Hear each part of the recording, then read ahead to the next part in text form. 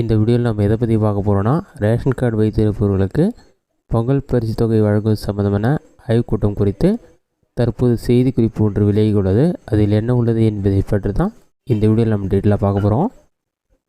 இதுதான் பார்த்திங்கன்னா தற்போது வெளியிட செய்தி வெளியீடு. இது வெளியிட தேதி பார்த்திங்கன்னா 30/9/2024. இதில் செய்தி வெளியீடு சொல்லி மென்ஷன் பண்ணிட்டு அடுத்ததாக பொங்கல் 2025 வேட்டி சேலை வழங்கும் திட்டம் மற்றும் முதியோர் ஓய்வூதிய பயனாளிகளுக்கு வேட்டி சேலை வழங்கும் திட்டம் ஆகியவற்றின் கீழ் உற்பத்தி தொடர்பான ஆய்வுக் கூட்டம் மாண்புமிகு வீட்டு வசதி மற்றும் நகர்ப்புற வளர்ச்சித்துறை அமைச்சர், மாண்புமிகு தமிழ் வளர்ச்சி மற்றும் செய்தித்துறை அமைச்சர், மாண்புமிகு கைத்தறி மற்றும் துணிநூல் துறை அமைச்சர் ஆகியோர் தலைமையில் 30/9/2024 அன்று சென்னை தலைமை செயலகத்தில் நடைபெற்றது. பொங்கல் 2025 வேட்டி சேலை வழங்கும் திட்டம் மற்றும் முதியோர் ஓய்வூதிய பயனாளிகளுக்கு வேட்டி சேலை வழங்கும் திட்டம் ஆகியவற்றின் கீழ் வேட்டி மற்றும் சேலைகள் உற்பத்தி தொடர்பான ஆய்வுக் கூட்டம் 30/9/2024 அன்று சென்னை தலைமை செயலகத்தில் மாண்புமிகு வீட்டு வசதி மற்றும் நகர்ப்புற வளர்ச்சித்துறை அமைச்சர் திரு முத்துசாமி, மாண்புமிகு தமிழ் வளர்ச்சி மற்றும் செய்தித்துறை அமைச்சர் சாமிநாதன், மாண்புமிகு கைத்தறி மற்றும் துணிநூல் துறை அமைச்சர் காந்தி ஆகியோர் தலைமையில் நடைபெற்றது.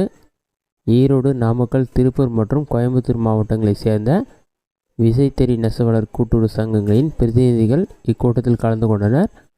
ஆய்வின் போது வேட்டி சேலை வழங்கும் திட்டம் பொங்கல் 2025க்கு தேவையான அனைத்து வேட்டி மற்றும் சேலைகளையும் 31/12/2024க்குள் நிறைவு செய்யுமாறு விசைத்தறி நெசவாளர் கூட்டுறவு சங்கங்களுக்கு அறிவுறுத்தப்பட்டுள்ளது.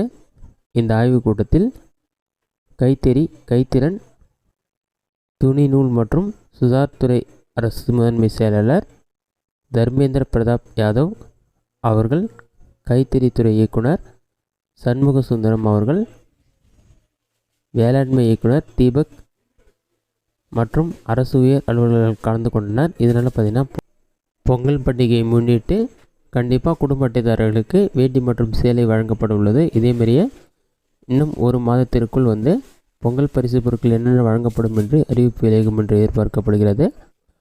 ரொக்கப்பணம் வழங்கப்படுமா வழங்கப்படாதா என்பது குறித்தும் அறிவிக்கப்படும். இதுதான் தற்போதையிலான முக்கியமான செய்தி குறிப்பு. இந்த வீடியோ உங்களுக்கு யூஸ்ஃபுல்லாக கொடுக்குறேன். இந்த வீடியோ பிடிச்சிருந்தால் லைக் பண்ணுங்கள். வேறு டவுட் இருந்தால் கமெண்ட்ஸில் கமெண்ட் பண்ணுங்கள்.